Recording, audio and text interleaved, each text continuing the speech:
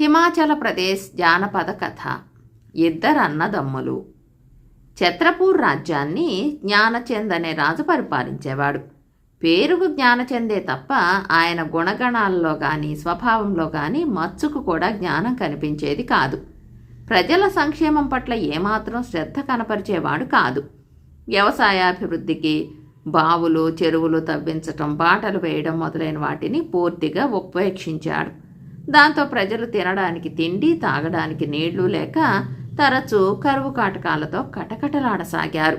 అయినా రాజు జ్ఞానచంద్ ఇలాంటి పరిస్థితులలోనూ ప్రజల మీద మోయలేని పన్నులు విధించేవాడు. వాటిని చెల్లించలేక ప్రజలు చెప్పలేని బాధలు అనుభవిస్తూ ఏం చేయడమా అని తీవ్రంగా ఆలోచించసాగారు. ఒక గ్రామం పొలిమేరలో ఉన్న మర్రి చెట్టు కింద గుమికూడి చర్చిస్తున్న గ్రామ ప్రజలను ఉద్దేశించి ఒక ఆయన, ఇలాగే చూస్తూ కూర్చుంటే మన గతి ఏమవుతుంది? మనలో మనం మథన పడటం వల్ల ఒరిగే ప్రయోజనం శూన్యం. ఇక ఏమాత్రం సహించటానికి వీలు కాదు అన్నాడు. ఆ మాటలన్న వ్యక్తి పేరు కుంజీలాల్. ఆయన ఇప్పటి రాజు జ్ఞానచంద్ తండ్రి మహారాజు అతుల్యచంద్ సైన్యంలో సైనికుడిగా అనేక యుద్ధాలలో పాల్గొన్నవాడు. ఆ మాజీ సైనికుడు ఇప్పుడు తమ సమస్యలకేదైనా పరిష్కారం చూపగలడా అని గ్రామ ప్రజలు ఆతృతగా ఎదురు చూడసాగారు. మొదట పన్నులు చెల్లించటం మానేద్దాం. పన్ను వసూలుకు వచ్చే అధికారి వట్టి చేతులతో తిరిగి వెళ్ళని, ఆ తర్వాత రాజు ఏం చేస్తాడో చూద్దాం అన్నాడు కుంజీలాల్ సాలోచనగా. అవును, అలాగే చేద్దాం. ఒకవేళ అధికారి తిరిగి వెళ్ళనంటే 4 తగిలించి మరీ పంపిద్దాం అన్నారు. అన్నాళ్ళు ఎంతో ఓర్పుతో కష్టాలను భరించిన గ్రామస్తులు ధైర్యాన్ని కూడదీసుకుంటూ. పన్నులు వసూలు చేసే అధికారి అదృష్టమో ఏమో గాని అటువంటి పరిస్థితి ఏర్పడలేదు. పన్నులు చెల్లించడానికి నిరాకరించిన గ్రామానికి పన్నులు వసూలు చేసే అధికారిని కాకుండా గ్రామస్తుల మీదికి సైనికులను పంపడానికి నిర్ణయించాడు రాజు. గ్రామం పొలిమేరలో రాజధాని నుంచి సైనికులు కొందరు వచ్చి విడిది చేసి రాజు రాక కోసం ఎదురు చూస్తున్నారని కొందరు గ్రామస్తులు కుంజీలాల్కు చెప్పారు. ఆ వార్త విని కుంజీలాల్ ఏమాత్రం భయపడలేదు. తమ్ముడు కీర్తిలాల్ను వెంట పెట్టుకుని వెళితే రాజు సేనలను సులభంగా ఎదుర్కొని పారదోలవచ్చు అనుకుని అతని వద్దకు వెళ్ళాడు. అయితే పిరికివాడైన కీర్తిలాల్ అన్న వచ్చిన ఉద్దేశం గ్రహించి, క్షమించన్నయ్యా, ఆరోగ్యం బాగాలేదు, పూర్తి విశ్రాంతి తీసుకోమని వైద్యులు సలహా ఇచ్చారు అన్నాడు బాధ నటిస్తూ. ఆ మాటలు విని కుంజీలాల్ ఆశ్చర్యం చెందలేదు, ఆశాభంగానికి గురి కాలేదు. గ్రామంలోని యువకులందరినీ కూడగట్టుకుని రాజు సైనికులను ఎదుర్కొన్నాడు. అదృష్టవశాత్తు గ్రామ యువకులు సైనికుల కన్నా అధిక సంఖ్యలో ఉండటంతో వాళ్లు సైనికులను ధైర్యంగా ఎదుర్కొని సులభంగా ఓడించారు. విజయం సాధించి వచ్చిన గ్రామ యువకులకు కీర్తిలాల్ గ్రామస్తులతో కలిసి ఘన స్వాగతం పలికాడు. అన్నను తెగ మెచ్చుకున్నాడు. అన్నయ్య, నువ్వు పిలిచినప్పుడు నిజంగానే నేను నీతో రావాలనుకున్నాను. అయినా వైద్యుడి సలహాను జవదాటలేకపోయాను. అయినా సైనికుల నుంచి కొల్లగొట్టిన దాంట్లో నాకు కొంత ఇవ్వు, ఎంతైనా నీ తమ్ముణ్ణి కదా అన్నాడు. కుంజీలాల్కు తమ్ముడితో గొడవ పడటం ఇష్టం లేదు. అందువల్ల సైనికుల నుంచి కొల్లగొట్టిన దానిలో కొంత ఇచ్చి అతన్ని సంతోషంగా సాగనంపాడు. రాజు జ్ఞానచంద్ తనను విజయోత్సాహంతో అట్టే కాలం ఉండనివ్వడని, తనను శిక్షించటానికి తగిన అవకాశం కోసం ఎదురు చూస్తున్నాడని కుంజీలాల్ గ్రహించాడు. తనను గురించి భయపడలేదు కానీ తన భార్యను తలుచుకుని విచారగ్రస్తుడయ్యాడు. ఆయన భార్య గంగాదేవి నిండు చోలాలు. ఆయన ఒకనాడు, గంగా, రాజు నన్ను శిక్షించాలన్న కక్షతో నీకు హాని కలిగించవచ్చు. అందువల్ల నిన్ను దూరంలో ఉన్న సురక్షితమైన ఒక కొండ గుహలో వదిలిపెడతాను. అక్కడ నీకు ఎలాంటి హాని జరగదు. ఇక్కడి ప్రమాదకర పరిస్థితులు కుదుటపడ్డాక నేనే వచ్చి నిన్ను తీసుకువస్తాను అన్నాడు. భర్తను ఒంటరిగా వదిలి వెళ్ళటానికి గంగాదేవి మొదట ఒప్పుకోలేదు. ప్రభు, తమరు వెళ్ళి రాజుగారికి క్షమాపణలు చెప్పుకుంటే సరిపోతుంది కదా, ఆయన తప్పక క్షమించగలడు అని ప్రాధేయపడింది. అది జరగని పని గంగా. మన రాజు అలాంటి రకం కాదు. నిరుపేదలైన గ్రామ ప్రజలను అతడు వేధించటం చూస్తున్నావు కదా. రాజు తన వైఖరిని మార్చుకునే వరకు నేను పోరాడక తప్పదు అన్నాడు కుంజీలాల్ దృఢ నిశ్చయంతో. ఒక తిరుగులేని నిర్ణయానికి వచ్చిన భర్తతో వాదించి ప్రయోజనం లేదని గ్రహించింది గంగాదేవి. అందువల్ల కావలసిన ఆహార పదార్థాలను వస్తు సామగ్రిని తీసుకుని భర్త వెంట ఆయన చెప్పిన కొండ గుహను చేరింది. గుహలో ఆమెకు కావలసిన వసతి సౌకర్యాలు కల్పించాడు కుంజీలాల్. ఆ తర్వాత, గంగా, మన బిడ్డ అసమాన వీరుడుగా పెరిగి పెద్దవాడై మన శత్రువులను తుదముట్టించగలడు. నువ్వు భయపడవద్దు, నేను త్వరలో తిరిగి వస్తాను అని భార్యకు ధైర్యం చెప్పి బరువెక్కిన హృదయంతో అక్కడి నుంచి బయలుదేరాడు. కొన్ని రోజులు గడిచాయి. కుంజీలాల్ సాయం కోరుతూ రాజు అతని వద్దకు తన దూతను పంపాడు. రాజ్యం దక్షిణ సరిహద్దు ప్రాంతంలో తిరుగుబాటు బయలుదేరిందని, దానిని కుంజీలాల్ అణిచివేసినట్టయితే కుంజీలాల్ గ్రామ ప్రజలు పన్నులు చెల్లించకుండా మునుముందు శాంతి సౌఖ్యాలతో హాయిగా ఉండవచ్చునని దూత రాజు సందేశం వినిపించాడు. రాజు మాట పట్ల అంతగా నమ్మకం లేకపోయినప్పటికీ కుంజీలాల్ తన గ్రామం మేలు కాంక్షించి ఆ పనికి పూనుకోవాలని నిర్ణయించాడు. మళ్ళీ తమ్ముడు కీర్తిలాల్ సాయం కోరాడు. అతడు అన్న వెంట వెళ్ళడానికి అంగీకరించాడు. విజయం సాధించినట్టయితే రాజు నుంచి విలువైన బహుమతులు పొందవచ్చని ఆశించాడు. ఇద్దరు అన్నదమ్ములు తిరుగుబాటు జరుగుతున్న ప్రాంతం కేసి బయలుదేరారు. తీరా అలజడి ప్రదేశాన్ని సమీపిస్తున్న సమయంలో కీర్తిలాల్ ఇంటికి తిరిగి వెళ్లాలని నిర్ణయించి, అన్నయ్య, నాకు తలనొప్పి తీవ్రంగా ఉంది. అడుగు వేయలేనంతగా నీరసం ముంచుకొస్తున్నది. నేను నీ వెంట రావటం నీకు అదనపు భారమే తప్ప ఉపయోగం ఉండదు అన్నాడు. కుంజీలాల్ అతన్ని వెనక్కు పంపేసి తను మాత్రం తిరుగుబాటును అణచటానికి వెళ్ళాడు. తిరుగుబాటు చేస్తున్న ఆ గ్రామ పెద్దలు కుంజీలాల్ మంచితనం, ధైర్యం గురించి అంతకుముందే విని ఉండటం వల్ల ఆయనకు సాదరంగా స్వాగతం పలికారు. ఆ ప్రాంతంలో అలజడిని మానుకుంటే రాజు వైపు నుంచి వేధింపులను మానిపించి చక్కగా పరిపాలించే విధంగా చేయిస్తానని కుంజీలాల్ వారికి నచ్చజెప్పాడు. కుంజీలాల్ మాట మీద వారికి నమ్మకం కుదరడంతో రాజుకు వ్యతిరేకంగా జరుగుతున్న తిరుగుబాటు ఉద్యమాన్ని ఉపసంహరించుకోవటానికి అంగీకరించారు. సైనిక బలాన్ని ఉపయోగించకుండా, ఎలాంటి రక్తపాతం లేకుండా తిరుగుబాటును అణచగలిగినందుకు కుంజీలాల్ ఎంతో సంతోషించాడు.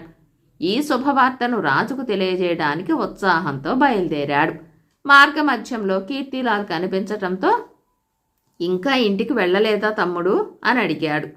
అక్కడి ప్రజలు నీకేదైనా హాని చేయగలరేమో అన్న అనుమానం కలిగి ఇక్కడే ఆగిపోయాను. అవసరమైతే వచ్చి సాయపడదామని అన్నాడు కీర్తిలాల్. తమ్ముడి అసలు ఉద్దేశం గ్రహించినప్పటికీ కుంజీలాల్ అతనికి కృతజ్ఞతలు తెలియజేసి, చాలా సంతోషం, రాజభవనానికి వెళ్తున్నాను, నువ్వురా అన్నాడు.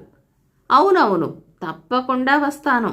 రాజుగారు ఇచ్చే బహుమతులను తీసుకువెళ్ళడానికి తోడు ఉండాలి కదా అంటూ అన్న వెంట బయలుదేరాడు కీర్తిలాల్. అయితే అన్నదమ్ములను చూసి కానీ, వాళ్ళు తెచ్చిన సంతోషకరమైన వార్తను విని కానీ రాజు ఆనందించలేదు. సరి ఇక్కడే కొన్నాళ్లుండి ఆస్థాన సైనికులుగా చేరండి. నా ఆస్థానంలో ఇంతవరకు సైనికులు లేరు అన్నాడు ముక్తసరిగా.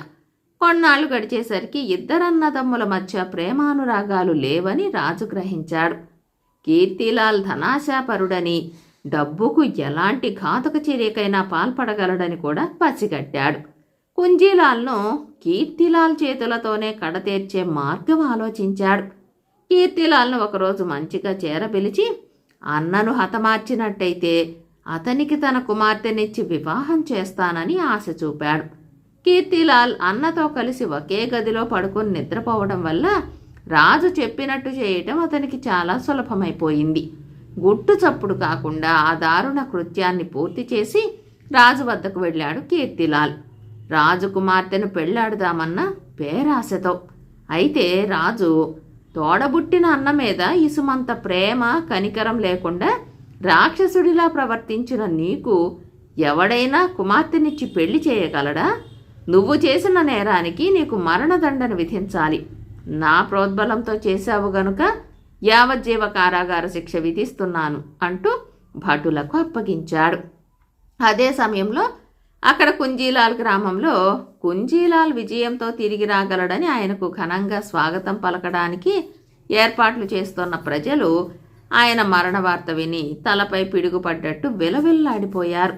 అది తమ్ముడి చేతిలో మరణించాడని తెలియడంతో దిగ్భ్రాంతికి లోనయ్యారు. కొండ గుహలో ఉన్న గంగాదేవి భర్త కోసం ఎదురు చూడసాగింది.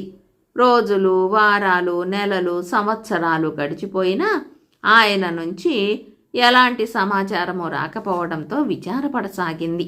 అయితే కొడుకు వజ్రలాల్ను సక్రమంగా పెంచసాగింది. ఆ తల్లి కొడుకులు ఉంటూ ఉన్న గుహ సమీపంలోనే మరొక గుహలో ఒక ముని తపస్సు చేసుకుంటూ ఉండేవాడు. ఆయనకు కొన్ని అద్భుత శక్తులు ఉన్నాయి. ఒకనాడు ఆయన దాపులనున్న సెలయేట్లో స్నానం చేసి వస్తూ గుహ సమీపంలో ఆడుకుంటూ ఉన్న వజ్రలాల్ను చూసి ఆశ్చర్యపోయాడు.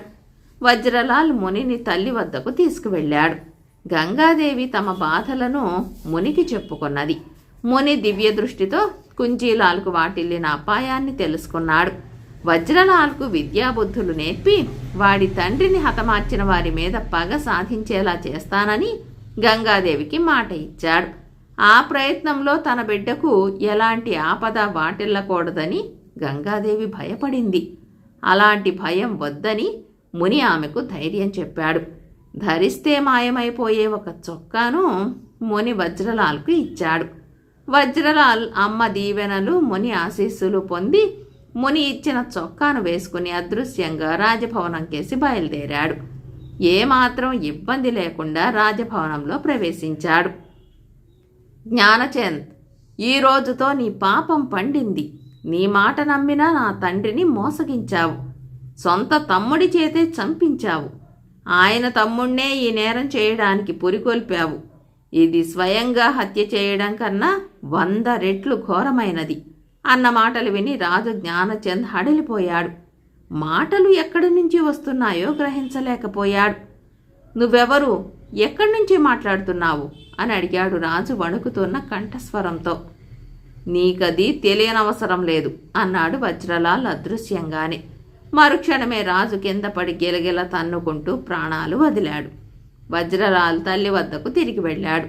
స్వగ్రామానికి తిరిగి వెళ్ళవలసిన సమయం ఆసన్నమైందని చెప్పి ముని తల్లి కొడుకులను వెంటబెట్టుకుని వాళ్ళ గ్రామానికి వచ్చి గ్రామస్తులకు జరిగింది వివరించాడు. గ్రామస్తులు పరమానందం చెందారు. వజ్రలాల్ను తమ నూతన నాయకుడిగా కీర్తించారు.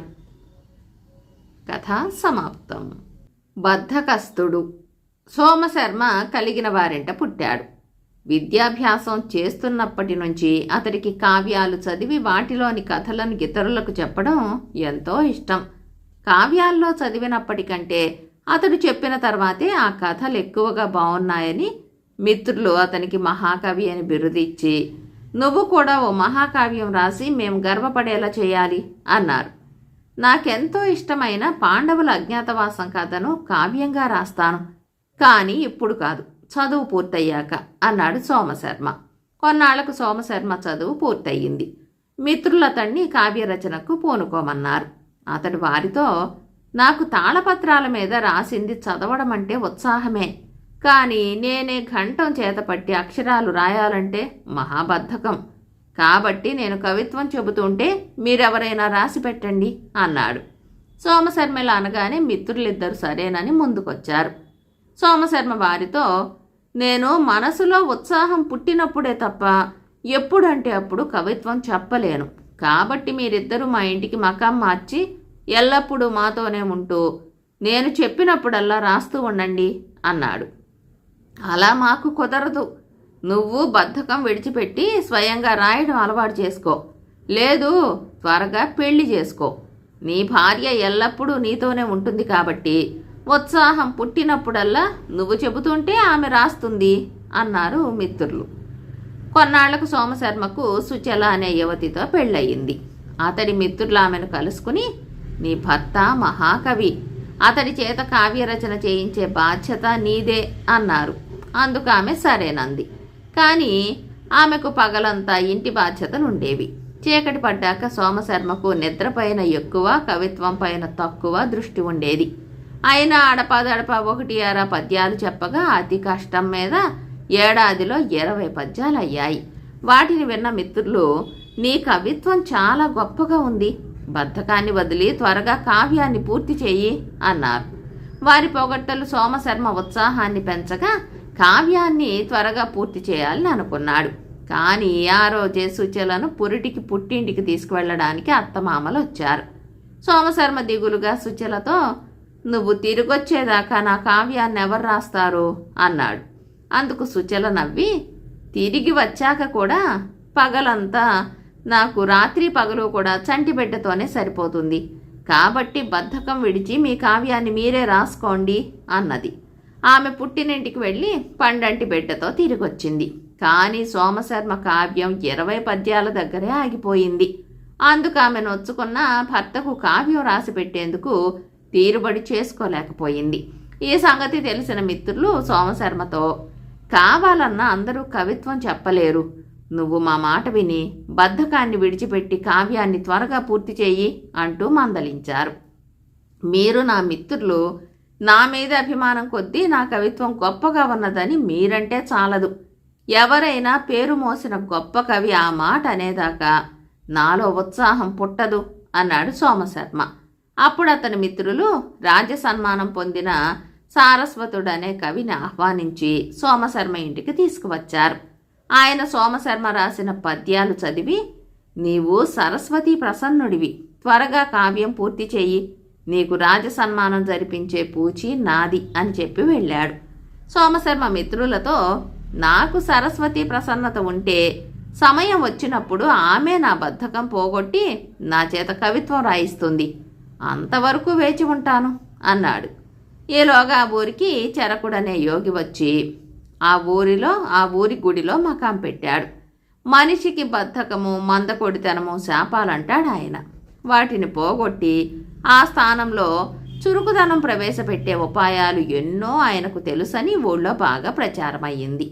సోమశర్మ మిత్రులు అతన్ని బలవంతం చేసి చరకుడి వద్దకు తీసుకువెళ్లారు. చరకుడు సోమశర్మను పలు విధాల ప్రశ్నించి బద్ధకం పోయేందుకు రకరకాల చిట్కాలు చెప్పాడు. అవన్నీ అంతకుముందే ప్రయత్నించానని, ఒక్కటి పని చేయలేదని ఆయనకు చెప్పాడు సోమశర్మ.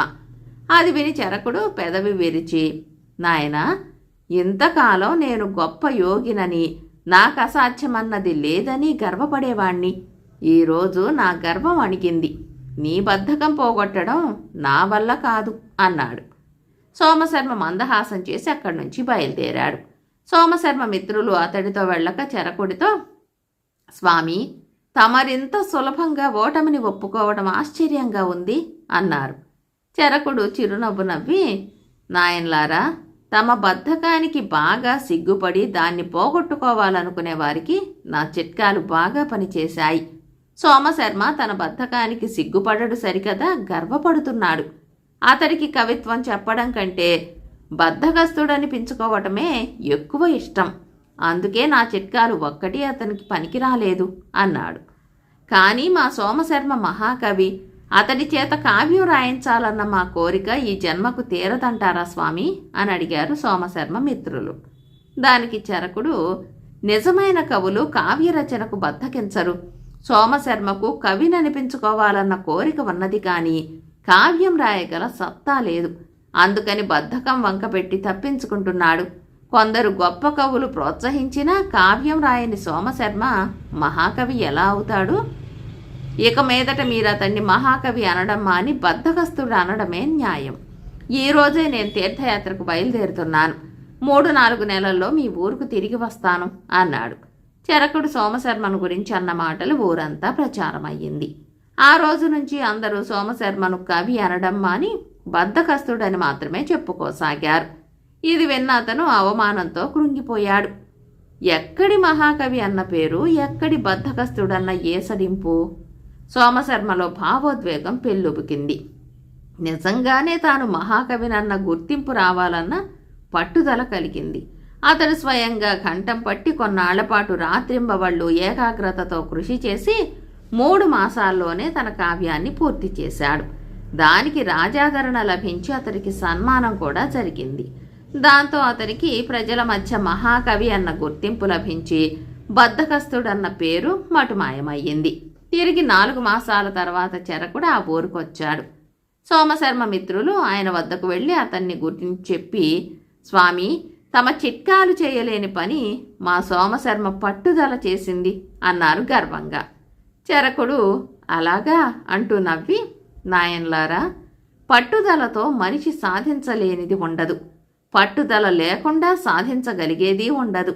నా చిట్కాలు మనిషిలోని పట్టుదల పుట్టించడానికి ఉపయోగపడతాయి. మీరంతా కృషి లేకుండానే సోమశర్మను మహాకవిని చేశారు. నేనతడికి మహాకవి అన్న పేరు పోగొట్టి బద్ధకస్తుడన్న పేరు మీ ద్వారా ప్రచారం చేశాను. దాంతో అతడి ఆత్మాభిమానం దెబ్బతిని అతడు తీవ్రమైన ఆవేదనకు, భావోద్వేగానికి లోనయ్యాడు. పర్యవసానంగా అతనిలోని కవితా ప్రతిభ పెల్లుబికి పట్టుదలతో కావ్యరచనకు పురిగొల్పింది. నా ఉపాయమే అతడి బద్ధకాన్ని పోగొట్టి అతడి చేత చక్కటి కావ్యం రాయించింది అన్నాడు. కథ సమాప్తం. బేతాళ కథ. యక్షులు కట్టిన గుడి. పట్టువదలని విక్రమార్కుడు చెట్టు వద్దకు తిరిగి వెళ్ళి చెట్టుపై నుంచి శవాన్ని దించి భుజాన వేసుకుని ఎప్పటిలాగే మౌనంగా శ్మశానం కేసి నడవసాగాడు. అప్పుడు శవంలోని బేతాళుడు, రాజా, భీతి గొల్పుతున్న ఈ శ్మశానం మధ్య కన్ను పొడుచుకున్నా కానరాని కటిక చీకటిలో నువ్వు కఠిన శ్రమకు గురి కావడం చూస్తుంటే నువ్వేమైనా శాపగ్రస్తుడివా అన్న శంక కలుగుతున్నది. శివుడనే ఒకానొక గ్రామ యువకుడు ఎనలేని తెగువతో, సాహసంతో ఒక మహత్కార్యాన్ని సాధించి బుద్ధిజాడ్యం, అహంకారం లాంటి వాటికి లోనై ఫలితాన్ని జారవిడుచుకున్నాడు. నువ్వు ఒకవేళ నీ ప్రయత్నంలో కార్యసఫలుడివైతే ఆ శివుడిలా ప్రవర్తించకుండా ఉండేందుకు వాడి కథ చెబుతాను, శ్రమ తెలియకుండా విను అంటూ ఈ విధంగా చెప్పసాగాడు. సుగంధపురం అనే గ్రామానికి సమీపాన గల ఒక ఎత్తైన పర్వతం మీద సువిశాలమైన దేవాలయం ఒకటి ఉన్నది. అయితే అందులో ప్రతిష్టమైన దేవుడెవరో గ్రామస్తులకు తెలియదు. కారణం, ఆ పర్వత శిఖరానికి వెళ్ళటానికి సరైన మార్గం లేదు.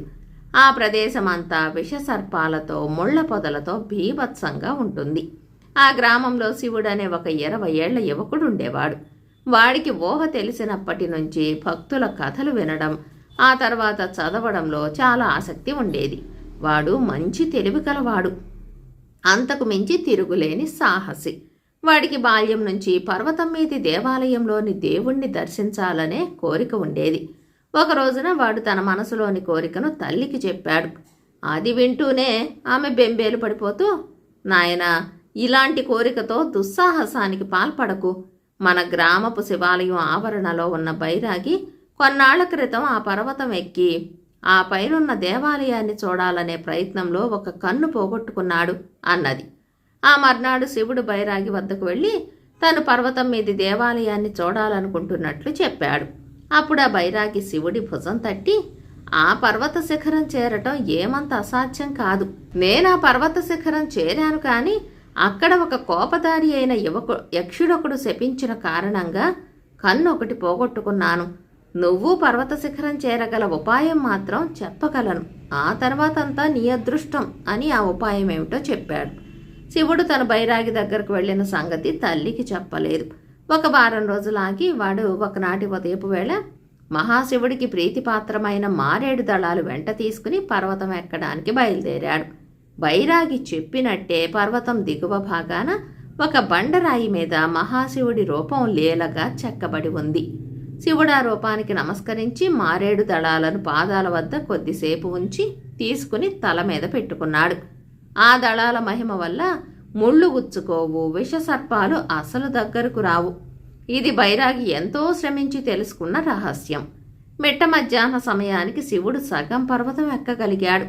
అంతలో సమీపాన పులితో ఎవరో శిల చెక్కుతున్న సవ్వడి అతనికి వినిపించింది. అటుకేసి తల తిప్పి చూశాడు. విలువైన వస్త్రాభరణాలతో ఉన్న ఒక దేవతా పురుషుడు ఉలితో శివలింగం చెక్కుతున్నాడు. అయితే అది మధ్య మధ్య బీటలు వారుతున్నది.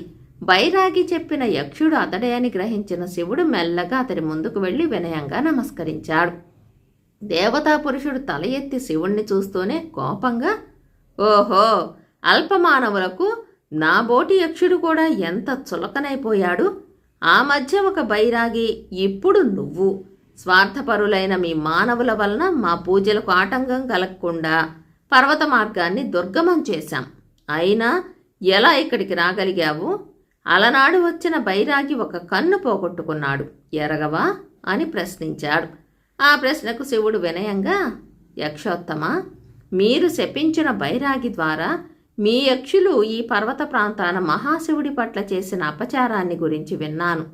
కొంతకాలం కిందట పర్వతం అంచున ఉన్న అడవిలో నుంచి ఒక ఆదివాసి పర్వతం మీదికి వేటాడవచ్చి అక్కడ నిలువున ఉన్న లింగాకారాన్ని తలపింపచేసే ఒక బండరాయిని చూసి దానిని అడవి పూలతో పూజిస్తూ శివ, మహాశివ అంటూ ఉండగా మీ యక్షులు అది గమనించి, ఒరే మూర్ఖుడా, చెట్టడివిలో కేసరబాసర తీగలకు పూసిన పూలతో బండరాయిని పూజిస్తూ శివనామం జపిస్తావా, ఎంత అపచారం అంటూ రాయిని పగలగొట్టి అతన్ని అక్కడి నుంచి తరిమేశారు అని ఇంకా ఏదో చెప్పబోతూ ఉండగా యక్షుడు అతన్ని వారించి, నువ్వు చెప్పే యక్షుల్లో నేనొకణ్ణి, నా పేరు యశోధనుడు.